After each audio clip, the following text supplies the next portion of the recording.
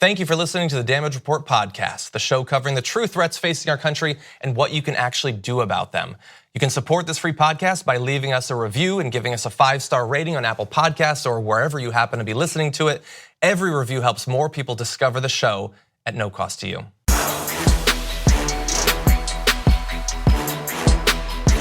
Welcome to the last Damage Report of the week. It's a Friday show. Those are the most exciting shows, usually because gigantic news drops. Not really this time, and so it's exciting for another reason. The week's almost over, yay. I'm John Aderola. Joining me in ending the week, Brett Erlich. Welcome Hi, it's great to be here. Host of the Happy Half Hour. You guys need to watch the Happy Half Hour this week. We have Jonathan Bennett, who played Aaron Samuels in Mean Girls. He has a cookbook out for Mean Girls Day called the Burn Cookbook. And we make a drink from that called the Two Gator Function Cosmo. And it is really great and fantastic and lighthearted and fun. So you need to watch it. It's on 5 p.m. today. And then subscribe to the podcast. There's another podcast that I've been listening to that's amazing, and I rated 5 stars. It's the Damage Report podcast. I think I listened to one. I didn't like it. Oh, but thank you for liking it. The voice of the host is like a little like it's a little bit grating and stupid. But it gets you from both sides. But if you like it, you should go and rate it 5 stars. We'd very much appreciate that. We'd love to hit 1,000 ratings. That would be awesome. And tune into his show because they continue a debate that's been going on for, since time immemorial.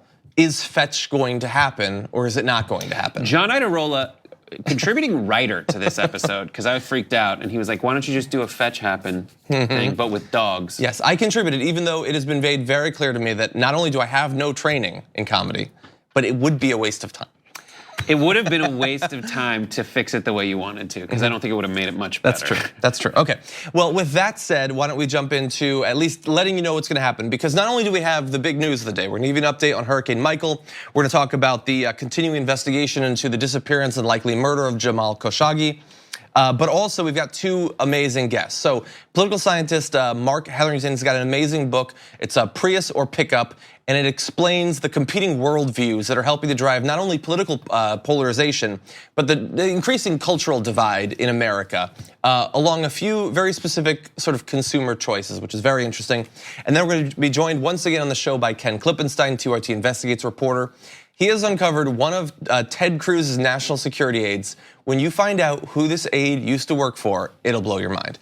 And then, most important story of the week, Kanye West and Donald Trump. We're gonna be breaking down some of that at the very close of the show. So, you wanna jump in? I would love that. Let's do that. We're gonna start off with probably the saddest story of the day, perhaps.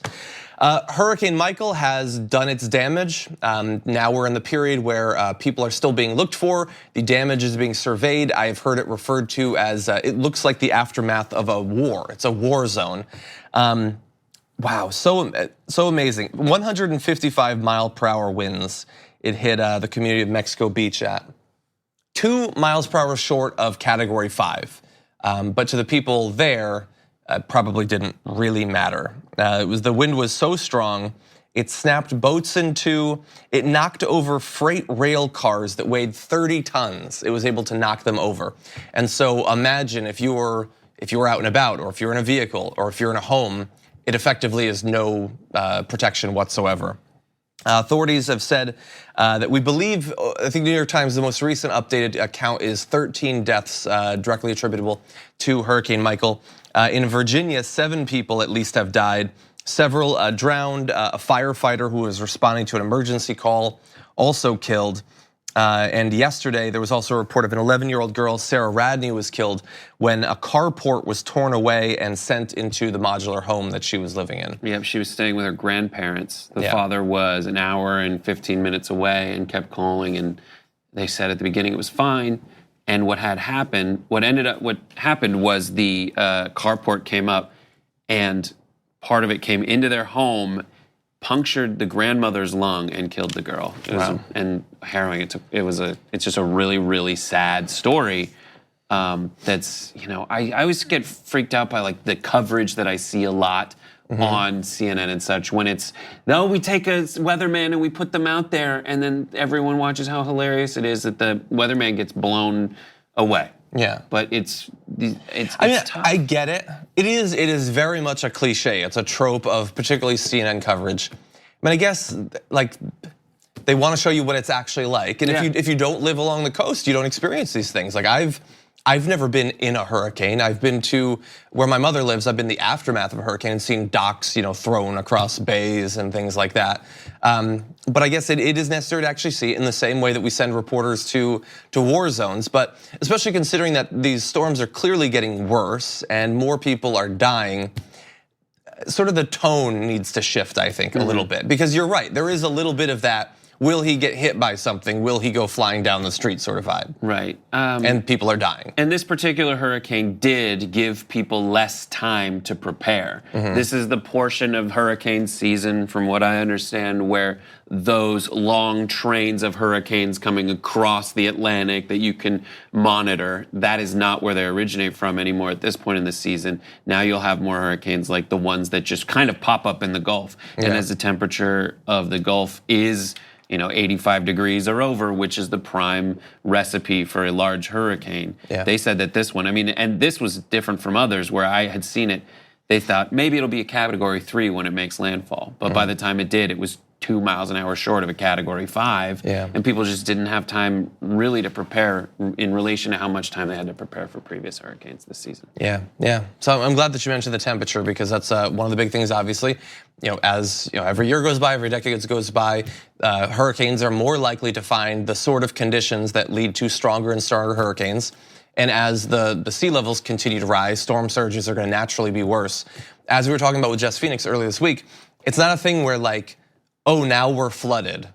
It's like, hey, we were fine, and then we're flooded. It's one point. It's like as it rises, it makes the conditions worse and worse whenever you have a storm. And so long before communities are unlivable, like permanently, that the water is always at a level where you can't have houses there, it means that you're gonna have worse and worse storms. So like we're reporting in Hurricane Michael, but next year it's gonna be worse, and it's gonna be worse the year after that. And so for many of the people who are gonna be returning to these hard hit areas, they have more hurricanes to look forward to in the future, which is sad. As of right now, over 1.4 million homes in Florida, Alabama, Georgia, Virginia, and the Carolinas don't have power. I don't know how to handle it. It's crazy to see the development of the warning systems. Essentially, well, not the warning systems, but like Rick Scott saying at a certain point, the governor says, you can't leave anymore. You had your chance to leave, you have to stay where you are. What do you do in that situation? And these specific areas of the Florida Panhandle have been reported to be the poorest in the state. So where do you go when you have to leave? And do you have the resources? You don't have the resources to leave, and the house that you're in, if it's a modular unit like that, it's going to be less stable than a home with a cellar. Also, this is Florida, so the water table's right there. You can't really have a cellar. So what do you do? Some of these areas are going to be increasingly difficult to live in general. Okay, I just really fast mention, one of our producers, Dan, showed this to me, and I thought it was amazing. Beto O'Rourke's Q3 fundraising record. I know that you come to our show for quarterly fundraising reports. No, but really, it's amazing. $38 million in one quarter for a Senate race. It's not like a presidential race. Like that would be great if you were running for president. Especially during the primaries, obviously. This is for one particular state, $38 million. But what makes it even more amazing is he raised those $38 million without corporate PAC money, like the big, reliable source of huge donations that you can normally get. He said about this new record, the people of Texas and all 254 counties are proving that when we reject PACs and come together, not as Republicans or Democrats, but as Texans and Americans, there's no stopping us. I'm gonna disagree a little bit with him. I'm sure that a lot of that money came from outside of Texas and probably mostly from Democrats, but it is still amazing, and it shows that you don't need that corporate PAC money to raise a ton of money. What you could use is 800,000 individual contributions, which is what he has had so far, which is amazing. By the way, that's 3 times what Ted Cruz got. Yes. We need to talk about a relatively new show called the Republic, or UNFTR. As a Young Turks fan, you already know that the government, the media, and corporations are constantly peddling lies that serve the interests of the rich and powerful. But now there's a podcast dedicated to unraveling those lies, debunking the conventional wisdom. In each episode of the Republic, or UNFTR, the host delves into a different historical episode or topic that's generally misunderstood or purposely obfuscated by the so-called powers that be. Featuring in-depth research, razor-sharp commentary, and just the right amount of vulgarity, the UNFTR podcast takes a sledgehammer to what you thought you knew about some of the nation's most sacred historical cows. But don't just take my word for it. The New York Times described UNFTR as consistently compelling and educational, aiming to challenge conventional wisdom and upend the historical narratives that were taught in school. For as the great philosopher Yoda once put it, "You must unlearn what you have learned."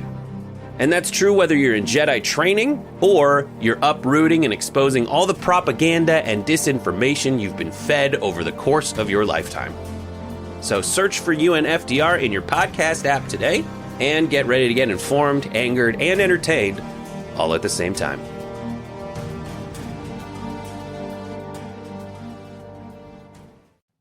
And I'm assuming Ted Cruz, probably a good bit of that's coming from corporate PACs. It's coming from corporate PACs. It's coming from, an establishment fundraising machine that wants to keep Trump, that wants to keep the Cruz-Trump kind of Republican in power. Mm-hmm. And it is fantastic. I know that they try to pose this as, a bunch of Democrats from outside of Texas are swooping in. Mm-hmm. I think Cruz can get hit back with the, outside of Texas, that's where you're from, Ted. Oh, no, totally, yeah. No, yeah, that's the thing. So I said earlier that I think, Beto was gonna say it's gonna come just from Texas. No, a lot of these donations come from outside of it, but yeah, the vast majority. I mean, we showed the chart of the outside spending for Ted Cruz just skyrocketed over the past couple of months. Right, because and he needs that. The way that it works is you have a machine that's looking around, they have their money, and they say, that race is fine. We don't really need to up our payments on that race. And then when they see that there's a leak in the boat over in Texas, they're like, all right, plug it with cash, plug it with cash. Yeah, and for a comparison, in Arizona, the Democratic candidate raised $7 million. So huge difference. Obviously, Texas is a bigger state too, but that is huge. Doesn't mean he's necessarily gonna win. God help you if you're in Texas and you don't go and vote and bring people with you. But it certainly means that he at least has the ability to get his message out. With that said, we're gonna take our first break. When we come back, Marc Hetherington, political scientist and author of an awesome book, is gonna join us. We're hoping to learn a lot after this. Welcome back to the show, everyone. So we talk about political polarization quite often on this program, but it is possible that we've been getting some of the fundamentals wrong.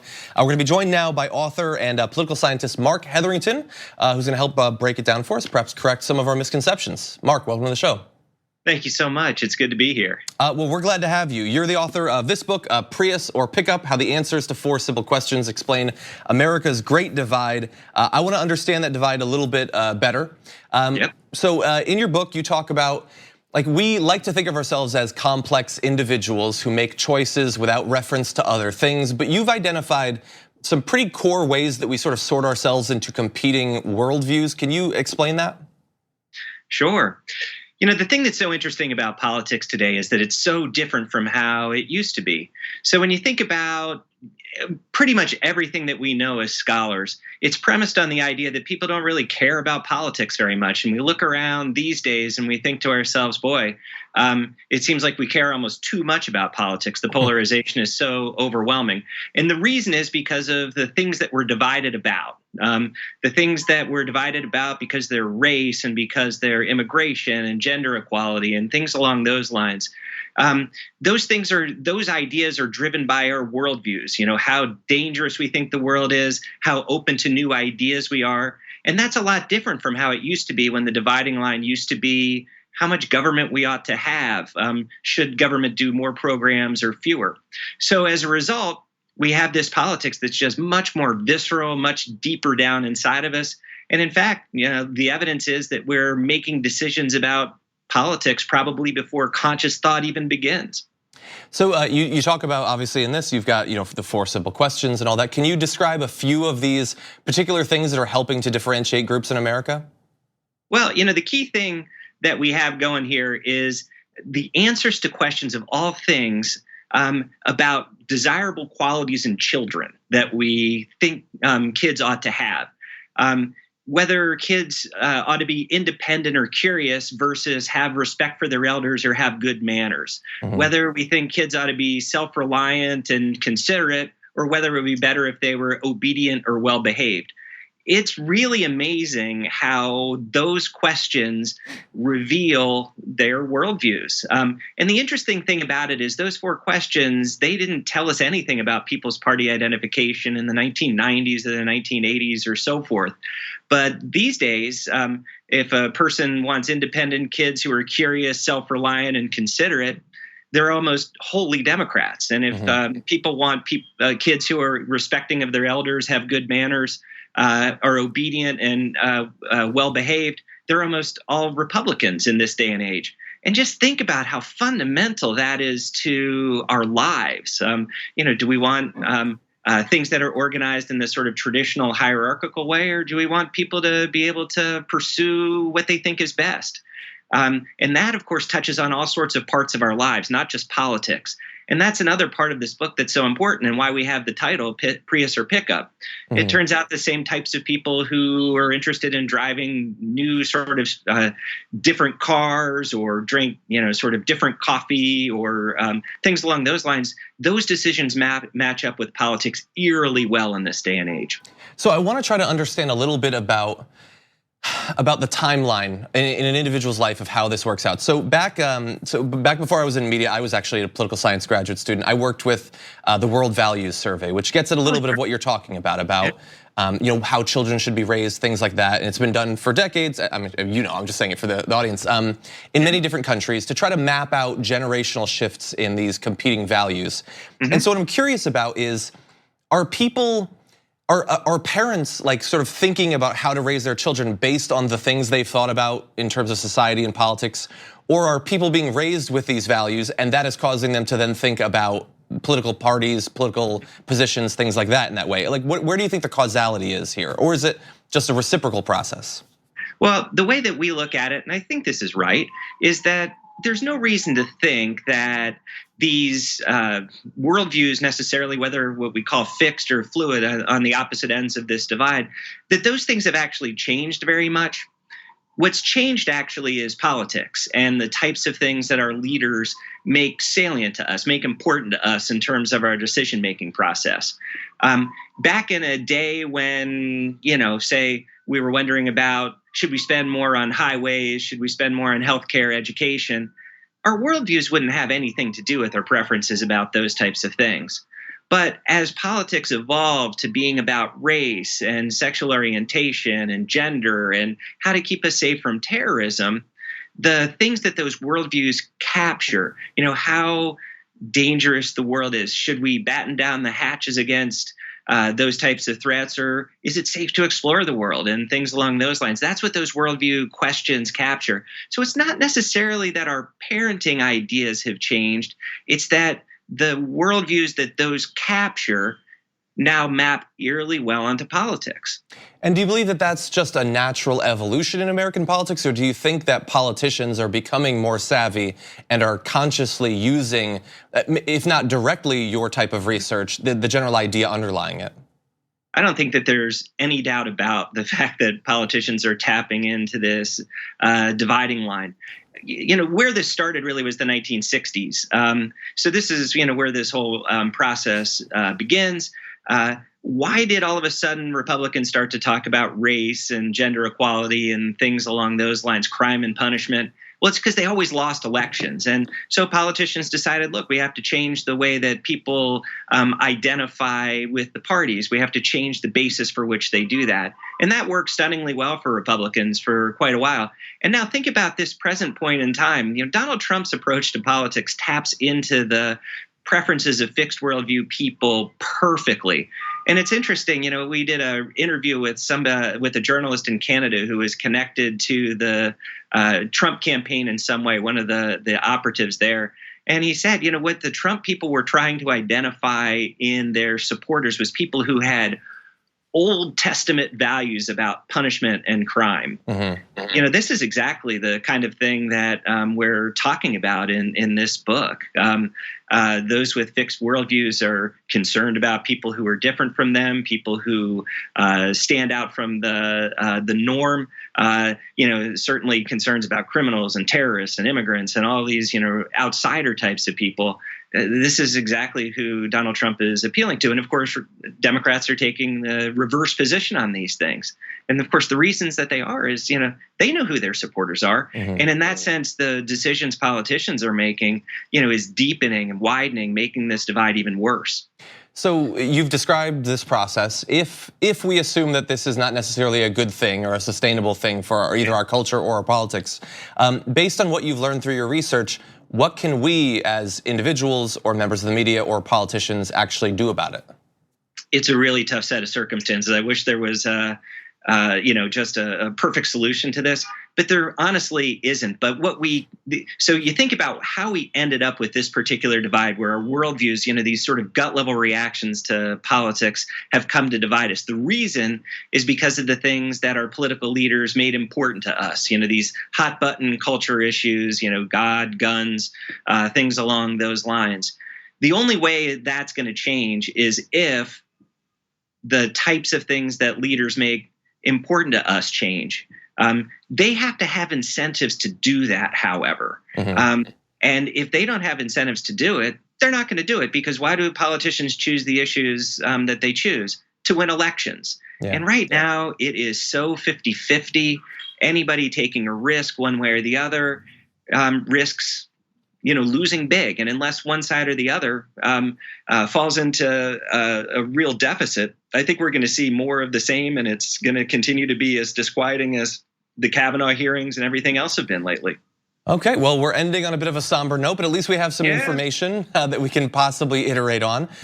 So Marc Hetherington, thank you for joining us on the show, author of Prius or Pickup, available, very interesting book. I recommend everyone watching this that they take a look at it. Thank you for joining us. Thanks for having me, John. Okay, we're gonna take a break. When we come back, new information coming out in the disappearance or potentially the murder of Jamal Khashoggi. We're gonna be breaking that down after this. I thought about it, no. Okay, welcome back everyone. We considered continuing our conversation from the break, but it has nothing to do with anything. I'm glad you brought up Only the Strong. It's a great movie. Starring Mark Dacascos. Well, now we're doing it. Never heard of, now but you're like, oh, the Capoeira movie in the high school? A significant number of the people watching this have seen that movie. Anyway, we want to talk about a journalist who's disappeared. We'll talk about Only the Strong later. Okay. Anyway, so look, more details have been coming out over the past 48 hours or so about the disappearance of Jamal Khashoggi. That's the Saudi-born but US living journalist and columnist for the Washington Post. So the Turkish government, which has been fairly certain for like 2 days now that a team that was dispatched from Saudi Arabia to the Saudi consulate in Istanbul did kill Jamal. They now say, by the way, that they have audio and video recordings that prove it. The recordings show that a Saudi security team detained him in the consulate after he walked in on October 2nd, then killed him and dismembered his body. One of the officials said, you can hear his voice and the voices of men speaking Arabic.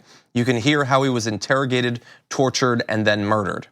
Now, we do not have any assurance yet that the US or anyone from the US has seen these recordings yet.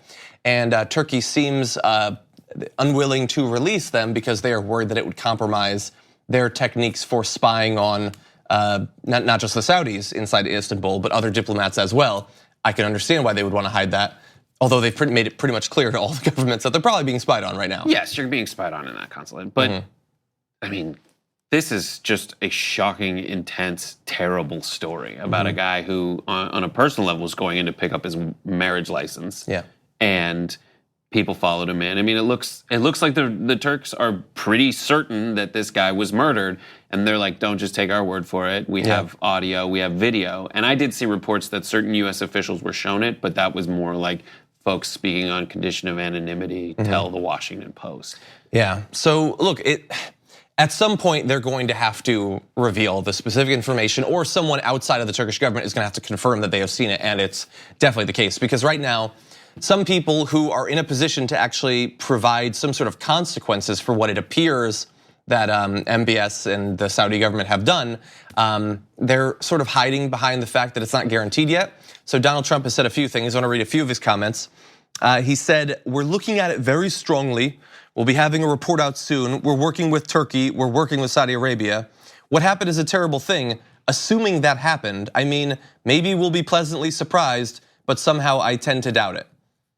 This is a guy That's who has a weird. he has no idea what he's talking about at this point. I think he doesn't remember 2 sentences in what the question was ever. No, I think what he's thinking is, well, I've spent a lot of time with the Saudis, and I only think in terms of dollars and cents, and it seems like a good thing that we're making a lot of money off these military deals, off these arms deals that we're doing with the Saudis. Yeah. In his appearance, in that same appearance, I assume it was that same appearance, he mentioned multiple times the total amount of money that we are making in arms deals with the Saudis. And this is a more tangible case of what people were warning Trump against when he got all buddy-buddy with the Saudis, which was like, listen, they do terrible things. And this is the moment where you're going to, at some point, I think inevitably, people are going to hear the sounds of this man, a permanent US resident, to answer the Trump question of to where this guy lives. Yeah, I'm gonna read one of those questions. Yeah, he's a permanent resident. They killed him. Yeah. They beat him to death, tortured him, and killed him. Yeah. So now you're gonna have, it's easy to face like, oh, Yemen, they're bombing a lot of children with our things. Yeah, but you don't see the children, you don't know the children. It's just like Yemen is FUBAR. But in this situation, you're saying that's the popular perception, or what many people will say. Yemen's terrible. Yes. That's as much as people are willing to invest in terms of knowing about it, but they don't know the different sides. They don't know our partnership with the Saudis and how that works. But this is American resident murdered at hands of Saudis. Here's the roll tape. Yeah, and the thing is, like, so we obviously, one of the things we're pointing out is that we're providing a gigantic amount of weaponry to this country, and so should they get it or should they not get it? But when you think about the particulars of what we're talking about, should you give more weapons to a regime led by a man who will try to kidnap and kill a journalist? Let alone the bombing of kids in Yemen and the horrible campaign there. I would say that we should be really sure before we provide more weapons. We shouldn't only have a Kavanaugh level of certainty as the Republicans wanted. Yeah, I'm more of, writing has been on the wall in this situation.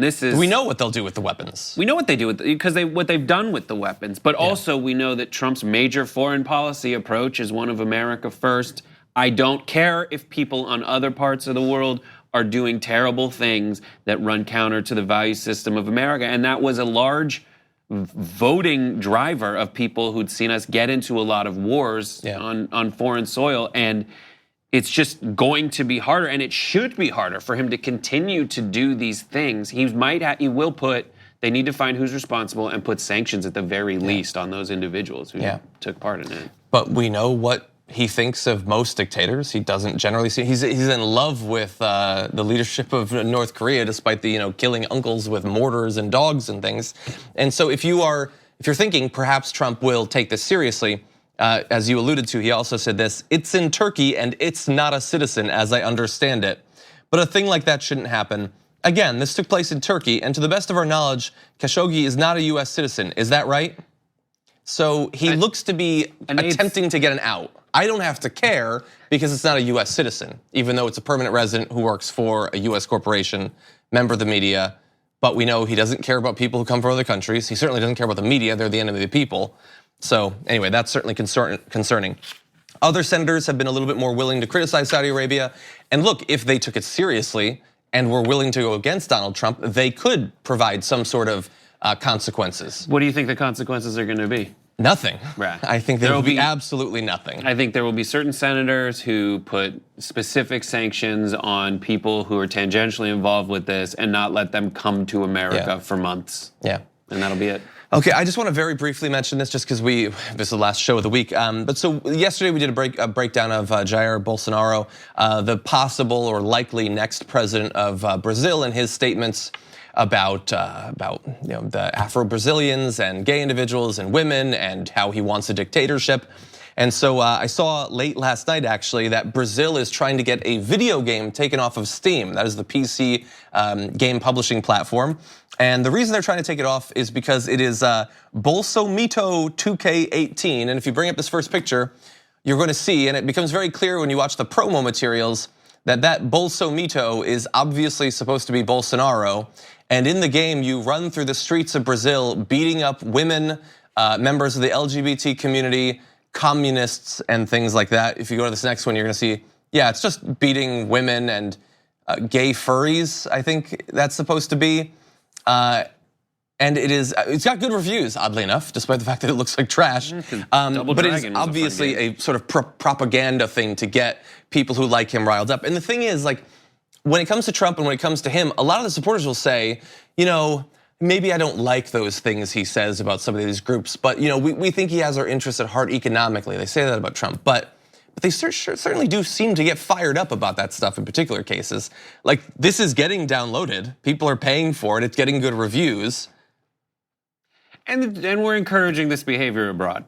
America encourages this behavior abroad through our example of kind of propping up dictatorship. There also is a large nationalist sentiment where people are upset against folks that are different from them. But it's so weird in Brazil, which is one of the, if not the most diverse countries on the planet. That's what's so weird to me, that they would have this. And someone who's, that you would have a leader who is so violently opposed to almost any kind of diversity whatsoever. Yeah, so worrisome. Steam generally doesn't remove things, so good luck with that. By the way, don't play Bolsomito 2K18. It does not have my review. I do a lot of video game reviews in this show. This is not one of the ones that I'm recommending. Anyway, okay, so we're gonna take another break. When we come back, Ken Klippenstein's gonna be back on the show. He has uncovered some amazing details about one of Ted Cruz's top aides. He'll be talking about that after this. Welcome back, everyone. So very excited to welcome back to the show Ken Klippenstein of TYT Investigates. Every time he comes on the show, he's uncovered something amazing. Ken, welcome back. Hey, thanks for having me. Very excited to have you here. So in this particular case, you have tracked down in an article titled, and this is amazing, Cruz aide worked for dictator, now on trial for crimes against humanity. One of Senator Ted Cruz's aides who provided some legal help to the dictator Laurent Gbagbo. So who is the aide and who is this dictator? What are they alleged to have done? So the aide's name is Omri Sarin, and he is Ted Cruz's national security advisor. Back in 2010, I found that he registered as a foreign agent of the Ivory Coast regime, which, you know, at the time that he was working for them, just followed the dictator's refusal to step down from power after decisively losing an election that, you know, rights groups and the international community pretty much had a consensus that he had lost. So essentially what he was doing was running PR for this government. The records aren't very specific about what he did, but given what the head of the PR firm, Lanny Davis at the time, that he was working as a subcontractor for, made clear at the time, they were basically running interference for the regime and trying to trying to make the case that, oh, maybe he should just stay in power even though, they lost the election. Is that the same Lanny Davis involved in Donald Trump's defense? Yep, that's the attorney of Donald Trump's former personal lawyer, Michael Cohen. He also was the he was one of the top counsel for Bill Clinton. So he's a very politically heterodox figure and has kind of, represented powerful people from both parties in the past. Sometimes it seems like there's like 6 lawyers in the world. They just keep popping up. Kavanaugh, if you look back, Kavanaugh represented everyone. It's really scary. Okay, so look, in terms of how bad this is that Omri Sarin was involved in this guy's legal trouble, what is that dictator alleged to have done? How bad are the crimes? How good is the evidence that they took place? The evidence is overwhelming from human rights groups and monitors and the United Nations. Of course, he stands before the Hague right now for quote crimes against humanity, which the crimes alleged were mass murder, rape, running child soldiers. So I would say the crimes are very serious, and the evidence seems overwhelming at this point. Okay, so yeah, that looks pretty bad. Pretty much everything you'd imagine, a horrific dictator would do, this person is alleged to have done. And to see U.S. lawyers, like I understand, the worst people still have legal representation, but it is bizarre that US-based legal teams are like flocking over there to provide this defense, I assume because he has a lot of money. But I am curious, in terms of how bad this looks, part of it is going to be how important is he to Ted Cruz historically? And what has Ted Cruz's approach or response to dictators of this sort been, if that came up in your research? Well, Ted Cruz likes to talk a lot about, the Christians besieged in various countries in the Middle East, of which there may be some, Syria, for instance, Egypt in some cases with the Copts there. But you see that his concern is very selective and may not, indeed be about Christians, because there are many Christians in Ivory Coast, which is the country that, his national security advisor was working for at the time. And this wasn't just legal representation. This appears to have been public relations to try to, defend them politically. So I would say that Cruz's concern about rights abroad and in regimes like this is superficial at best. Yeah, and to have him as your national security advisor, is he still working for Ted Cruz? Yes, he actually just got hired by him a few months ago. I believe it was in April of this year. And of course, Ted Cruz obviously still thinks that at some point he could be president. So if this is the sort of person surrounding himself, that is worrisome. So thank you for helping to uncover that, Ken. Hey, thanks a lot for having me on again. Thank you. Anytime.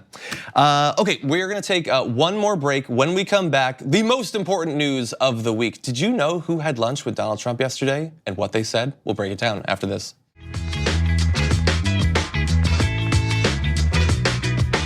Welcome back, everyone. Let's close out the week with something a little bit fun. Everybody at this point knows that Kanye West had lunch with Donald Trump. Lunch, which was kind of just like a crazy rant that usually takes place on like a bus, but it happened instead at the Oval Office with Kanye West, celebrated, award-winning musician, banging his fists like Khrushchev on the desk. On the Resolute desk. The Resolute desk. Well, he was resolute. He was quite resolute. That's what he did. It's just like no one was in the corner being like, "No, it's old. It's old, Kanye." So look, I want to talk about this because it's interesting and it's how the president literally spent his day. I acknowledge that many people say that this isn't worthy of coverage. Well, it is literally the last thing we're getting to this week. So let off, we want to have some fun. Before we get into the video, which we do have video of, I saw CNN, and I don't think it was Chris Cillizza, so it's okay to use it. CNN put together a bullet point list of some of the points that were raised here that I just think is awesome. So let's bring that up. You're gonna see. I think it was Nia Malika, by the way. Oh, was it? Yeah. His MAGA hat makes him feel like a superhero. He wants the flyest cars. Kids should play basketball while they are doing math, which would be difficult. But I mean, maybe multitasking is important. Time doesn't exist, which we talked about yesterday. Good. Stop worrying about the future, we only have today, which really undercuts a lot of the other points if you're not supposed to be worried about any day but today. Stop and frisk is bad, hey, that's good. We did, a list of American politics on that this week. And then on the next one, you're gonna see the solution to police brutality is love. I don't know who's supposed to be loving, maybe everybody. Something about an I-plane. I love that it's just something about an I-plane. The I-plane, we have video of that, sort of. But the I-plane is a hydrogen-powered jet that should replace Air Force One. But it went into a tangent about how the president should have the freshest planes. Well, maybe he means that hydrogen is less polluting. He does. Thus fresher. He means So look, the hydrogen plane is a good idea, fine. Maybe Trump will now put $10 billion into developing it. You can read all the bullet points you want, John, but okay, but it's seeing that is believing. Okay, well, you've got a video list there. What are we looking at? Well, I'll just say what we labeled them. Kanye Adidas. Here is Kanye talking to the president about Adidas and his business dealings. Right now, you gave me the heart to go to Adidas because at Adidas, when I went in 2015, we were a $14 billion company losing $2 billion a year. Now we have a $38 billion market cap. It's called the Yeezy effect. So I had the balls, because I had enough balls to put on this hat. I mean, this Adidas thing made me a billionaire, and I could have lost $200 million walking away from that deal. But isn't he saying that happened long before the hat? No, previous to the hat, since time doesn't exist, John, he could tell that there would be a faux time where he would have this hat, and that retroactively initiated his balls, gave him balls. So I'm just saying that Kanye used to not have balls, and now he has balls. That's what he is saying. A future MAGA hat he would eventually have. And I apologize for using tenses. I'd like to apologize to Kanye for using tenses, future, past. It implies that time exists, It which implies it doesn't. time, and I don't want to do that. Look, I don't know the facts in terms of whether Adidas did better, did worse, whatever. I'm just gonna take him at his word that he came in and it's doing much better. That right there, fine, good. If you can come in and make a corporation like Adidas do much better, that is good, that is to your credit. Maybe you use that to help convince the president to do something. It's all the other stuff around it about hats and balls and stuff, and saying that for some reason, putting on a hat or spouting off a political talking point or a slogan or whatever has anything to do with that business success, that becomes a little bit more problematic. And also that you're delivering it in the form of a rant, basically. Like your business success, and obviously he's a smart guy and he's done extremely well for himself. Like all of that makes you fully qualified, I think, to consult with the president. It's the craziness around it that becomes a bit of an issue. I'm glad you brought up intelligence, IQ, etc. Kanye also wanted to share with people his IQ, size, score, and then reasons he didn't necessarily score in the top percentile on all the tests, but he'll explain how he gets better. I was diagnosed with bipolar disorder. I was connected with a neuropsychologist that works with the athletes in the NBA and the NFL. And he looked at my brain. It's equal on 3 parts. I'm gonna go ahead, drop some bombs for you. 98 percentile IQ test. I had a 75 percentile of all human beings, but it was counting 8 numbers backwards after it was repeating. So I'm gonna work on that one. The other one's 98%, Tesla, Freud. So he said that I actually wasn't bipolar. I had sleep deprivation, which could cause dementia 10 to 20 years from now, where I wouldn't even remember my son's name. So all this power that I got, and I'm taking my son to the Sox game and all that, I wouldn't be able to remember his name from a misdiagnosis. Okay, It's Jim Brown's my favorite. Jim Brown's in the back, just like, just not saying anything, being like, I have an excuse because I played football if I have any mental, degradation or whatever. What's your excuse, Kanye? Yeah. And it's tough because if he was diagnosed with bipolar, that is a very real thing. I have family members that are bipolar, yes. And all this does is encourage. All it does is, I have no idea. I guess I understand why. The reason that you bring Kanye West into the Oval Office is because you want everyone to see that Kanye West is on your side. And he's now a jewel in your crown, and you're parading him around as such. The question is, does everyone on seeing Kanye do this diatribe, then everyone that Trump sought to gain the favor of and show Kanye off in front of, did they see through it? Well, look, Hannity said it was great, and Fox News, they edited it to within an inch of its life to make it seem like it was just a discussion of policy. So the right-wing punditry is presenting it as a good thing, whether they actually think that this was a productive or helpful thing. And honestly, like, I want to ask you a question. Like, so we see the point of view of the camera looking at Kanye. Across the desk from him is presumably Donald Trump. What is Donald Trump thinking about Kanye West as he's ranting there? Do you really think it's positive stuff? Well, in this situation, this next video, you'll be able to see Donald Trump's reaction. Okay. This is Kanye's Superman. Okay. I think you can see him. I love Hillary, I love everyone, right? But the campaign, I'm with her, just didn't make me feel as a guy that didn't get to see my dad all the time, like a guy that could play catch with his son. There was something about when I put this hat on, it made me feel like Superman. You made a Superman, that's my favorite superhero. And you made a Superman cape for me also as a guy that looks up to you, looks up to Rap Lauren, looks up to American industry guys. Non-political, no bullshit. Put the beep on it, however you want to do it, 5 seconds delay, and just goes in and gets it done. Look, when you do that angle, yes, you see the president, but you also see all of those, the photographers and the people taking the video, and honestly, I feel really bad. For who? In what way? I don't know. Reality. You feel bad. I feel really Feels bad, man. Feels because bad. Look, in the abstract, it's a very funny situation, but in reality, I don't like mocking the fact that this is clearly a person that is having issues. You can see it in all of these statements. I don't think that that's funny at all, but he's in that position. It's being exploited by Donald Trump and the right wing right now. Look, he's free to. He's an individual. He can go wherever he wants. He can say whatever he wants. As we were saying earlier in the week with the Taylor Swift thing, every celebrity is fully within their rights to talk about politics. It's just that we then get to listen. And sometimes it doesn't look great. Yeah, it doesn't look great. But I think Trump takes a lot of meetings like this, where he's just sitting across the desk from someone who he doesn't understand. But he can't make a face. He keeps the poker face going. Yeah. I just feel a little bit bad. And I like to think of, if it was a different president, how they could be spending their time.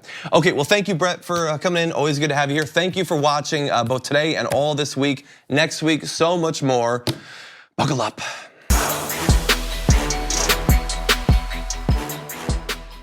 Thank you for listening to the Damage Report podcast, the show covering the true threats facing our country and what you can actually do about them.